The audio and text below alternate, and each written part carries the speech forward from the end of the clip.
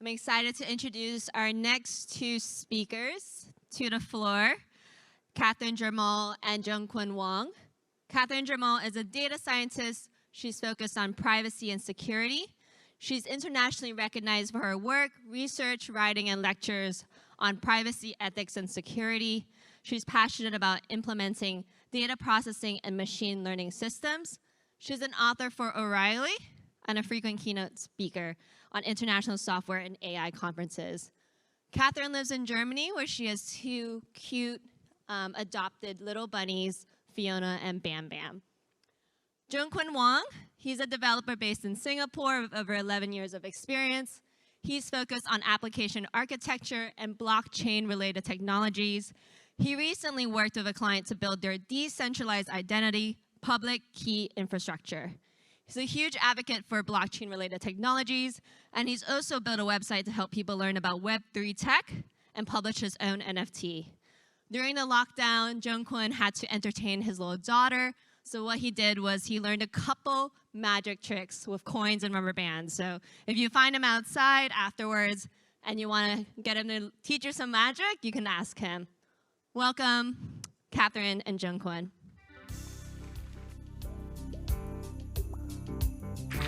Awesome. Thank you, everybody, and I hope your tea break was energizing and exciting. I'm really excited today to speak with my colleague, Zhengkun, and for us to introduce the idea of decentralized identity. So, how many people here have already heard about decentralized identity? How many people here have used or implemented decentralized identity?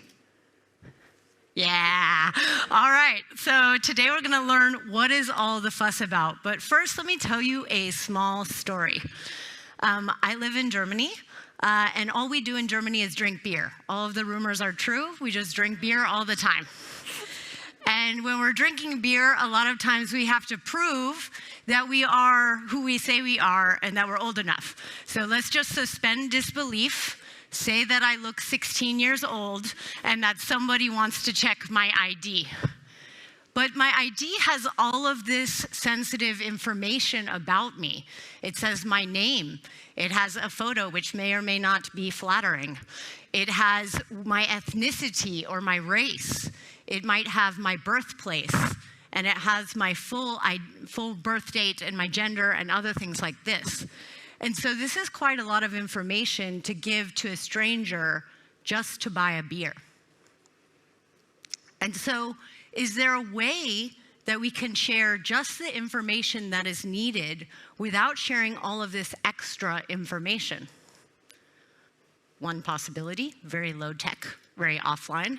I take some tape and I cover up all the things on my identity card except for my birth date. But this requires a lot of effort, and the person might even look at me a little strange. Why are you walking around with a bunch of tape over your ID? And honestly, this even exposes other information. So they don't actually need to know my full birth date. They just need to know that I'm old enough to buy a beer. And when we think about other problems of validating sensitive information, I'm continuously sharing quite a lot of information about me with people that I just met. For example, when I want to get a credit card or when I want to get a mortgage or a loan, I am sharing all of the details, not only about my ID, but maybe about my salary, about my net worth, about my family, and I'm sharing all of this information with somebody that I just met. So how do we do this today? We're going to walk through how we do it today offline, very person to person. We're going to walk through how we do it online, but without DID or decentralized identity. And then we're going to talk about how we can do it online. So how could the future look like if we were able to have these services operating internationally? So how I do it offline is I might go to my employer and I might ask for a certified letter that says how much I earn, and this allows me to then prove to the bank that I have a particular net worth or that I can get a particular credit card. And I take that documentation along with my identity documentation, and I pass it over to a bank teller. Now the bank teller knows all the information about me, and hopefully we trust this person, right? And hopefully this person doesn't make a bunch of copies or share it with anybody else. And this is fairly privacy preserving because it's just one person. So we hope that this person is trustworthy, but at least it's just one person. And we think about the online verification. I'm going to take my ID, and I may or may not need other information. And I've heard that here in Singapore, you have a really fancy, cool system where then the bank can go inquire from the government directly and get an API request that tells them the extra information about, let's say, my salary, or my net worth, or my address, or my family size. Not every country has this. So for example, in Germany, what I have to do is I have to upload a bunch of documents. I upload all these documents to a file server somewhere. I hope that the file server is encrypted. I hope that the file server is not open to the public internet other than for uploads. And I hope that nobody gets access to the server that now has all of my information, right? And this is a real problem. And even for, essentially for residents here in Singapore, the extra information that's leaked to the government agency is that a certain bank is fetching my personal information.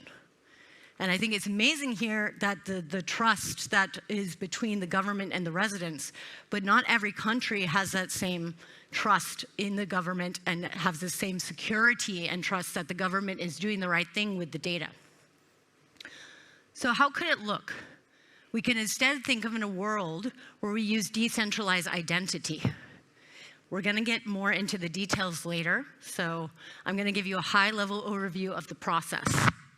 What we have here is we have a verified credential. More on that later. This credential has extra information about me that's been validated because it's issued by the government agency. It can say how old I am, it can say my income, it can say my family size, all of these extra details that the bank might need. I can show a particular code or a particular application, and I can show this to the bank teller. This no longer shows them all the information, but it just can show them little pieces of the information, or it can even encrypt those pieces of information and allow us to use encryption technology that checks whether the information meets a particular requirement. So if you've ever heard of zero-knowledge proofs, we can actually use zero-knowledge proofs to do this validation that the data indeed is what it says it does. And at that point in time, the teller has no idea other than I've been approved, which is pretty cool. And what the teller has to do to make sure that I'm not doing something fraudulent and to make sure that the information is indeed valid is they need to check the public key of the government agency, and they need to check the distributed storage. And this validates that I am indeed not lying, that I am who I say I am, and that the screen goes green and I can get my mortgage or my loan or my credit card. And all of this can happen with much more privacy and security. And so what decentralized identity allows us to do is it allows us to share and validate information in a way that has much higher privacy guarantees, much higher security guarantees, and allows us to have fine-grained information control and access. And this is kind of what we're trying to do whenever we're dealing with sensitive data. What we really want is we want to find new ways where we're not copying or cloning data and where we're not giving more people access than we need to. And what this also enables is better regulatory compliance. So when we're thinking of either a government agency that needs to comply with their own regulations, or if you work in a financial organization or another organization that's highly regulated, this enables a system that you can prove is not only forward-thinking, but meets all the compliance guarantees and exceeds them. But there are other use cases. So my background is working in the financial and public-private partnership sector in encrypted machine learning. And what we do when we think about encrypted machine learning is we try to build machine learning models on encrypted data without ever decrypting the data. And this is because we're building models on extremely sensitive data. And we need to make sure that only the people that could ever access this data have the ability to decrypt the model or to use the model. And so when we're operating in this space, one of the elements that decentralized identity gives us is the ability to validate that people are who they say they are. And we do this by creating this network of trust and verification. We're going to talk more about that later. But this trust and verification allows me to be certain that when I'm going to train a machine learning model with you, that I know you are who you say you are, that I know that the data that you say you have is the data that we're actually using, and that when we decide to run a process together, that we've all signed off on the same process, and we can validate this not only in a cryptographically secure manner, but we can validate this in code and in application, which really opens up the field of starting to think about data sharing in a new way. So that field is called Secure Multi-Party Computation, or SMPC, or MPC for short. It's a subfield of cryptography that, again, depends on things like decentralized identity in order to enable new use cases. And finally, one last thing that we can think about for decentralized identity services, it could eventually enable self-sovereign identity. So what does that mean? Well, self-sovereign identity would be the ability, let's say, for residents of countries that are less trustworthy to validate their identity via other means.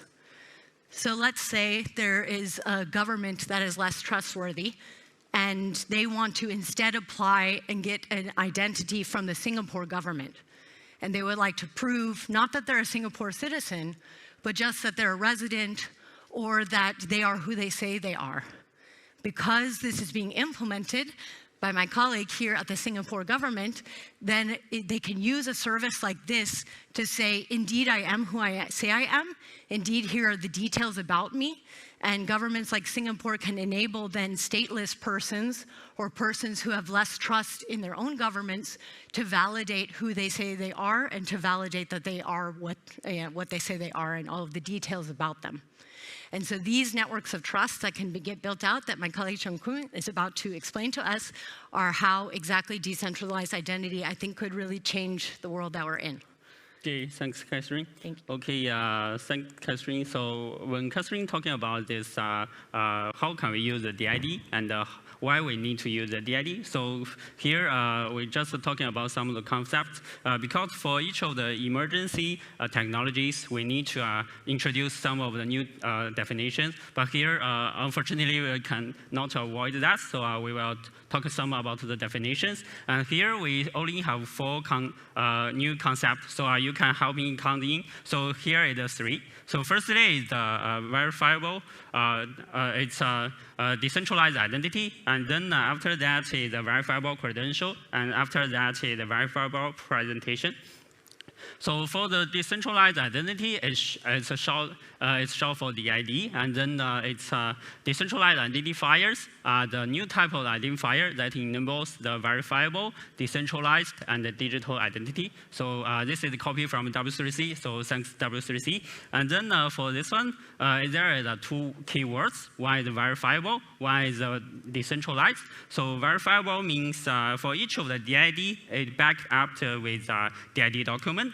So inside the DID document, it will include multiple public keys. So when we're doing the verification, so when we need to prove ourselves, like we have controls for that DID, then we just need to send a message to the verifier with our signatures signed by our private key. So for the verifier, when they got this DID, this message, then they just got the public keys from the DID document, and then they can verify the signature and then verify whether this is our message. And then that's for the verifiable. And for the decentralized, it have 2 means. One, it means there are no centralized organizations or the agencies to issuing the DID. So people have freedom to choose what's the issuer you trust. Then you just send your public keys to it.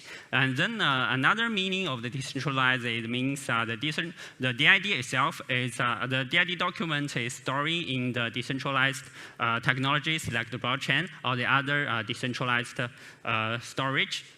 So here is the example of this DID. So it comes up with 3 parts. So first one is a DID, it's a schema, it's a fix. And then the second segment is the example here. It indicates what's the DID method that you use. So it's an implementation. So we will talking about more of the DID implementations later. And then the last part is the DID method-specific identifier. So each of the DID, they may have their own identifiers. So that's the DID decentralized.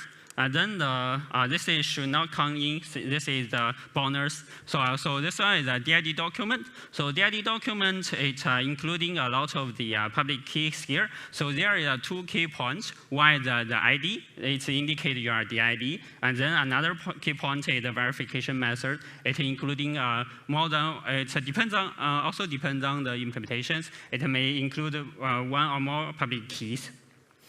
So that's the first concept. And then for DIDs, there is a lot of, there are 4 common operations. Firstly is the create. So that means when we use a public key to generate a DID, then this DID will be stored, and the DID document will be stored in the data registry. So that's a create. And another one is the update. So inside the DID document, there is a lot of the public keys. So if we want to do the key rotation, for example, it's already 1 year, then we think this key have a risk to be compromised. So in that case, we just need to rotate. So in that case, we need to update the key pairs inside the key DID document.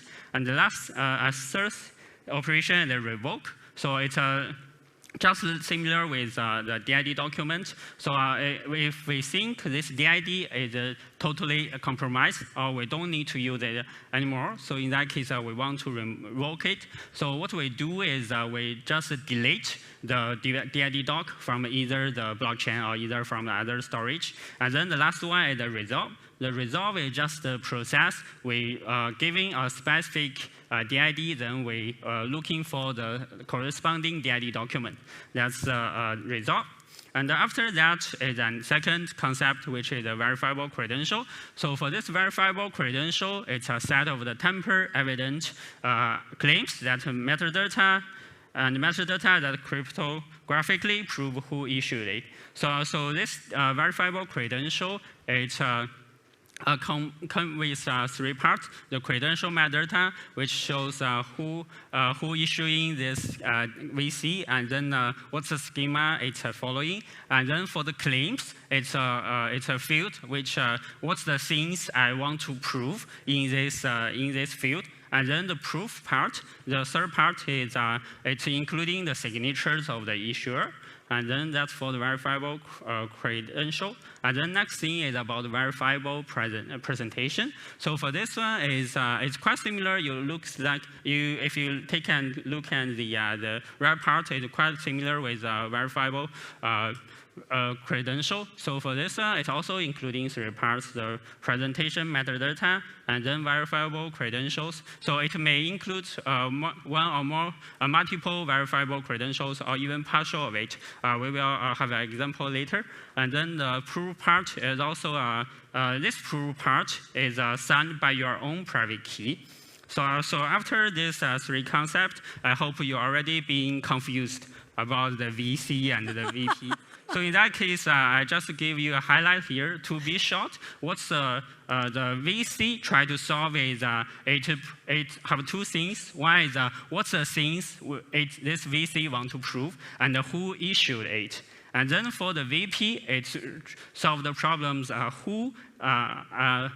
for the VC, it just prove the information for a specific DID. And then for this VP, I just prove I am subject, which the VCs proves. So VCs may include a lot of the information for a specific DID. So for the VP, it will show I'm owner of that DID. So that's a difference. And then here we go back to the online verification with the DID. So here, firstly, we got the VC from the government agency, it including many of our basic informations, like our name, our employer, and our monthly salary. And after that, then it's also including a proof part, which is signed by the government agency private key. So in that case, I will generating a VP. So in that VP, you will notice that it includes two proofs. One is the original proof, which from the VC, and another one is the proof signed by the user, by this user. And then you may notice that comparing with these two, the VCs inside the VP and also the VP itself, you will see that there is some of the field hidden is disappearing inside the generated VP. So in this case, for example, there is a marriage status and also the address. For these two fields, if the user think when we are applying for the credit card, we don't need to expose this to information to the bank, then we can choose to hidden this specific field. So in that case, the user, so these two information will never expose to the bank. And then there is a magic that the proof, the signature is still be valid. So it's based on an algorithm called the BLS algorithm. So we will have a link later if you are more interested in. So in that case, when the bank teller got this VP, then they need to do the verification of these two signatures. So firstly, they need to go to get the public key, the DID doc from the government website. Then they can verify the VC's signature. And then after that, they need to go to maybe the blockchain or the other distributed storage. Then they will go to the user's own public key. Then they can do the verification. So it's a fully point-to-point. There is no third parties. So that's for the VC. Okay, then the last concept we are introducing here is public key infrastructure. Okay, I think I should have a joke here. So let me think what's my joke. Okay, I got it. So for this one, today I have a small operation for this conference. So I have a rule which can simply identify the speaker's roles. So if you see the speakers have a lot of diagram using the emojis or the icons, so they must be the designer, right? And then if the diagrams have a lot of hexagons, they must be the data science. So if there are a lot of diagram only contains the rectangle, they must be developers. Right? Yeah, but I'm not quite sure whether we like rectangles or it's just it's very simple. Okay, let's see some of the boring rectangles here. Okay, so here is a public key infrastructure. So it comes with 3 key roles. One is the DID issuer, which will help the user to issuing the DID and then write to the data registry. And then another one is the university. It's a DID resolver. It tries to resolve a specific DID to the specific DID document. And then here is another role is the data registry. So it will storing all of the mapping shape between the DID and the DID document. So there is a lot of the implementations for this data registry. So it's either based on the blockchain or either it's based on the traditional web servers. It really depends on what's the kind of the DID method you are choosing. And at the end, we also have the rough explanation about each of the common DID methods. So here, I have let's say I'm an individual user. So I have a wallet inside my mobile phone. Then I will generate a new key pair. And then I will send the public key to the DID issuer I trust. Then this DID issuer will help me to generate the DID and as well as the DID doc. So the DID doc will including my public key and then help me to write it to the blockchain. And after that, it will return the DID to us. But here, because for now we have a lot of things we are already storing the mobile. So we also have maybe our monies and our games or a lot of data inside mobile. But for now, unfortunately, we have more things storing our mobile phone. It's your identity. So I'm sorry about that. And then the next thing is if I'm an organization user, I also want to issue in some of the DIDs, then I can host my own DID issuer, and then I send my public keys to the issuer, then the issuer will do the same thing for us, and then return us the DID.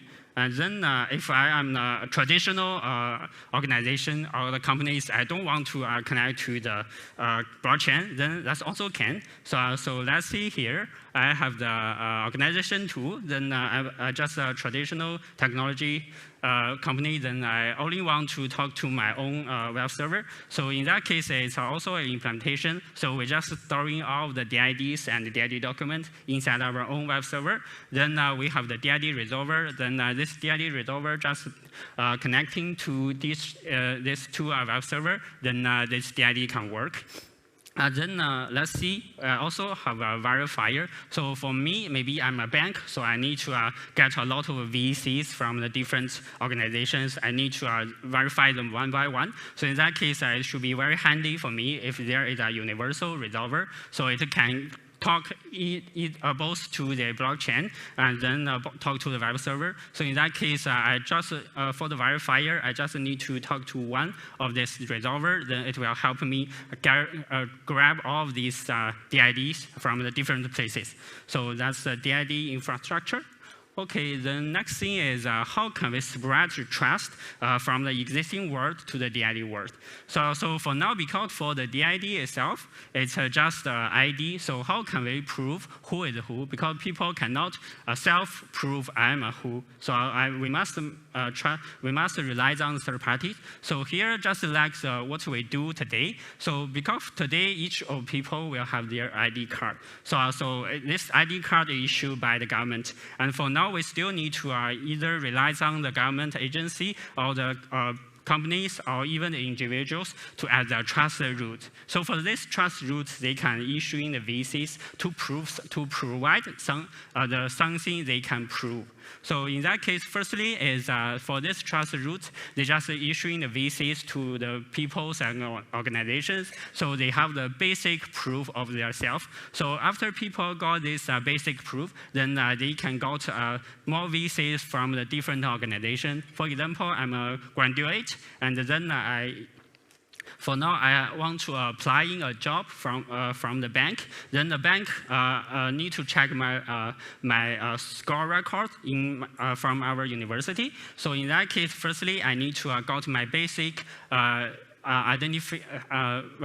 verified information from the government agency, then this is the VC. And after that, I may also need to get the score record inside my university. So I use the VC, which the government issued, then I go to the university, because university already have my score information, and they can verify this VC belongs to me. So also in that case, they just issue me the VC, which including all my score records. And after that, I can go to the bank with these two VCs. Then the bank can verify these two information either from the government agency and then either from the university. So this trust will be spread from one direction to, from the trust root to the other people.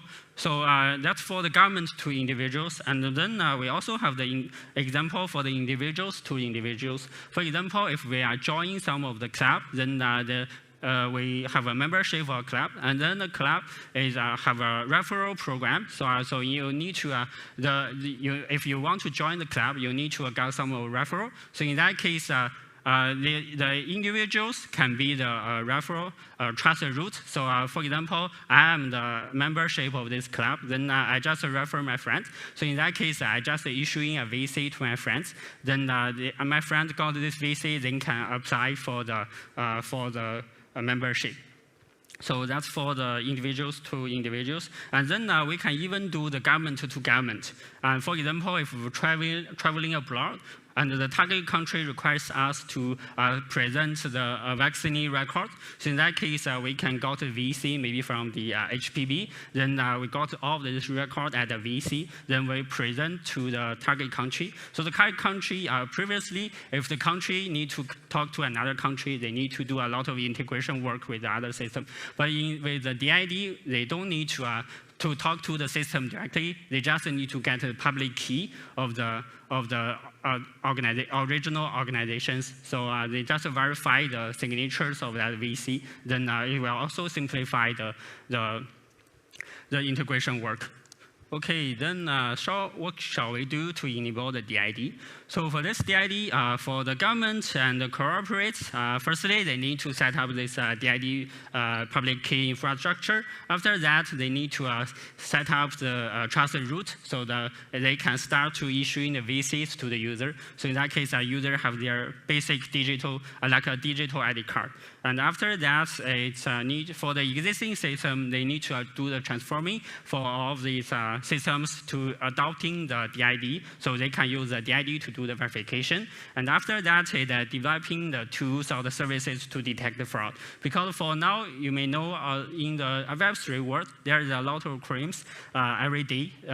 We heard a lot of people the NFTs they are being stolen. So in that case, there are a lot of phishing. So it's a responsibility for the governments and the corporations. They need to collaborate each other to come up with the new tools and then services to protect the user. And then the last thing is came up with the new solutions to improve the inherent defect of the blockchain. Because for now, for the blockchain, it has some of the defects. For example, the limited throughput as well as the high transaction fees. So for the corporates, they need to come up with the new solutions to solve that.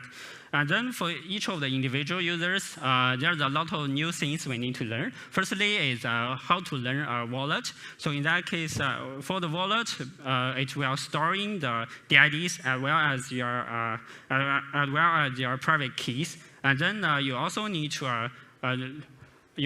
to know how to protect your private keys, because inside the Web3 world, there's a very famous sentence is not your keys, not your coin. In DID world, it's not your keys, not your identity.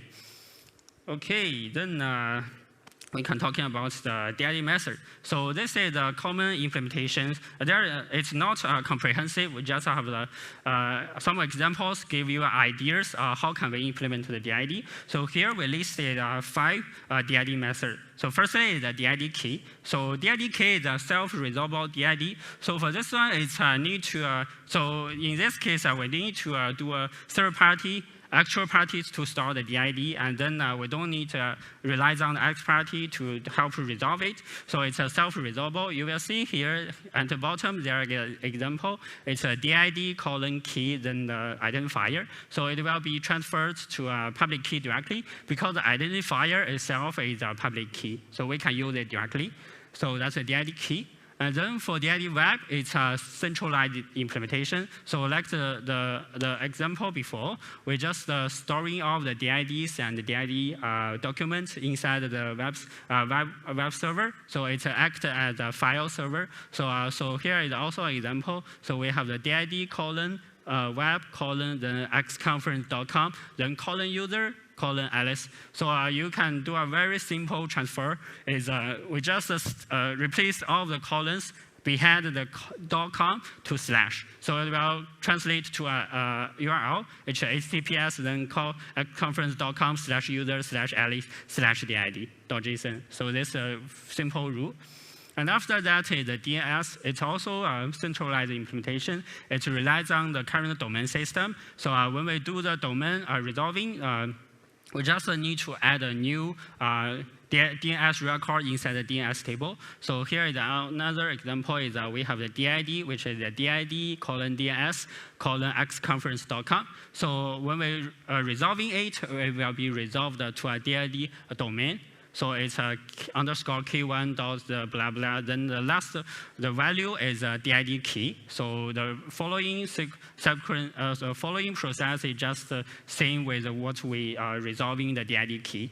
So that's the DNS. And then for DID Ether, it's also it's a decentralized implementation. So we use a smart contract. We deploy a smart contract inside the blockchain. Then all of the informations, the DID and DID mappings will be stored in the blockchain in this smart contract. So, but it have a downside because for each of the operation, we need to interact with the smart contract. We need to initialize a transaction fee. So in that initialize the transaction. So in that case, we need to pay for the transaction fees. And then the last part is the set tree. So for this set tree, is a decentralized implementation as well, but it's called it layer 2 because it has its own node, but it uses the blockchain as a conscious layer. So it will anchor just a simple string onto the blockchain. And then a lot of nodes will be there to monitoring the blockchain's transactions. And when they detect there is a specific string inside the blockchain, then they will fetching the corresponding files from the IPFS. So in that case, all of the nodes, so they use the blockchain to broadcast the changes, just like a notification. Then the others, they got this notification. Then they go to the IPFS to check the changes. Okay, so here is our comparisons. So we compare them in five dimensions. Firstly, is whether it's suitable for the individual users. Because for the individual users, we think from the cost saving perspective, whether it's a cost saving and it's suitable for multiple users. And then for the enterprise user, we're considering whether it's easy to identify. Because if it's just a random string, it's very hard to identify whether it belongs to this company. And then whether it's a decentralized storage, and whether it supports revocation, and whether it supports key rotation. For the last two is just from the security perspective. If we have a DID there for a long time, then there is a high chance that the key will be compromised or something. So in that case, we need to consider whether it's this DID key, this DID implementation supporting the revocation or key rotation. So here you will see some of N's here. So for the DID key itself, because itself is a public key, so it cannot supporting the revocation and the key rotation. And then for DNS, it's not suitable for individual users because we need to maintain a lot of the DNS record inside the DNS table. And then for the DID web, it's not a decentralized storage. Then from an availability perspective, then if the server is down, then all of the DID is gone. So it cannot be used. And then for DID Ether, it's not easy to, not suitable for the enterprise user. It's just the same reason because it's just a random string, so it's not easy to identify. And then for set tree, it's supporting a lot all of these features. Okay, then at the end, so we will leave some questions here. So how may we build national IDs that protect the privacy and the security of the resident, and then create a decentralized root of trust to enable new businesses, and then give users more control over their online identities? Okay, this is the reference. And then any questions? Where is my friend? You promise you will ask a question for me. Thank you very much. Okay. Okay. Any questions? Okay.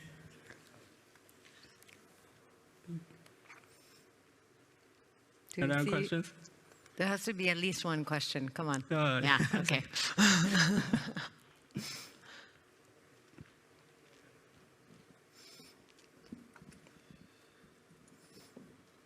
Hi, I just have one question. For the DID web, right, like how do you prevent people from changing the string to actually retrieve the JSON or whatever? Like for example, it was like /Alice thing, right?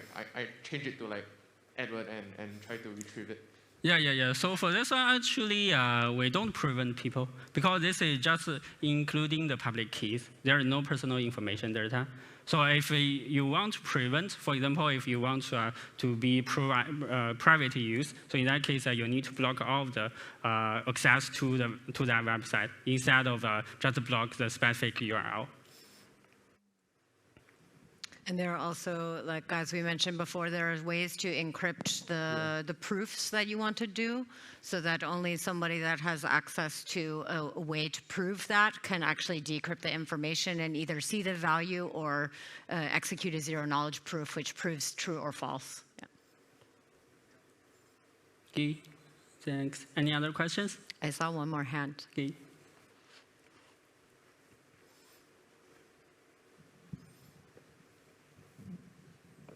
Hi, just a very short question. Regarding there are so many government bodies around the world, and they all have their own public keys, their own schema. So I'm just curious how you guys manage or integrate machine learning into this when everybody has their own different way of encrypting their own, maybe their own VCs, for example. Machine learning. Yeah. From a machine learning perspective, like the way that we use DIDs is to validate that you are indeed, let's say, like qualified to approve a particular training operation. And so we're mainly talking about an organizational level rather than a governmental level. And in the past, because like DIDs are not so well implemented by organizations, we usually use SSO. But then we're relying on data, let's say, from Microsoft Active Directory or from Google, and we have to agree on a centralized root of trust, which is why I think really DIDs end up enabling a way where we could do this potentially across massive geographies, and we don't have to agree that Google holds all the data or that Microsoft holds all the data to prove that I am who I say I am and you are who you say you are, and that we both have, let's say, the access control to approve a particular transaction. And similar to Somya's talk earlier on data mesh, we could even think of this in a distributed data sense where I can prove and register that a particular piece of data is valid and that it was collected at a particular piece of time. So in my experience, I think in the data space, we're often operating in distributed trust scenarios, but we're not calling it distributed trust, but we are. So it would be cool to have more DID services or DID services widely available so that we could actually implement proofs of trust. Thanks.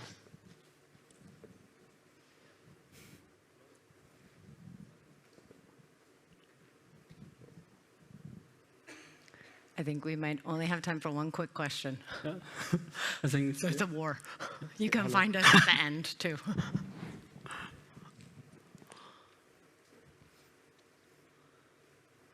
Okay, hello. Yeah, just two quick questions. First, is it possible that the trust of root got compromised? Then what will happen? Second is, will quantum computing one day end all this? Because I see that all the solutions are built on top of a public key system, which is a mathematical solution. So once the computation power increases exponentially, I think maybe one day this will end. Yeah. Thank you. It's possible. If we break public keys, we have a lot of problems, right? So like not only this is a problem if we break RSA and like other types of public key generations or DSA and so forth, we have like a big problem across the web today. So even all of the systems we use now trust public keys. So all of the internet will break the day that we have that. And my colleague who I worked with 2 companies ago is a quantum computing specialist. He built quantum computers as part of his PhD. And he always promised me that he would move into the field of quantum computing when some of the physics constraints have been surpassed so that we can actually scale quantum computing. And let me tell you, he's still working in data privacy. So this means we are not there yet. We can talk more about the actual physics problems, but I think a lot of the hype of quantum computing is bigger.